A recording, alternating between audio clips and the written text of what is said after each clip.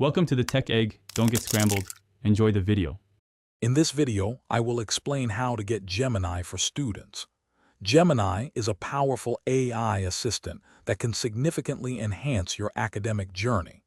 Many students can access it through their existing Google accounts, often linked to their educational institutions. Understanding your school's specific setup is key to unlocking its full potential for your studies and research. Accessing Gemini is straightforward.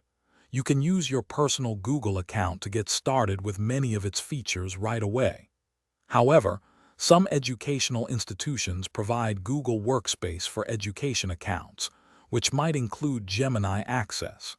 It's always a good idea to check if your school's specific account configuration supports Gemini. If you are finding this video helpful, please take a moment to subscribe and like. Quick recommendation: staying hydrated is super important for focus during study sessions. The Owala water bottle is fantastic for keeping your water cold all day. Check the description for a link to this bottle and other great deals. Now let's get back to the video. Your educational institution plays a crucial role in how you access Gemini. They manage the features and availability based on their subscription level with Google. This means the specific tools and capabilities you see might vary. For the most accurate information regarding your access and any unique features, always contact your school's IT department.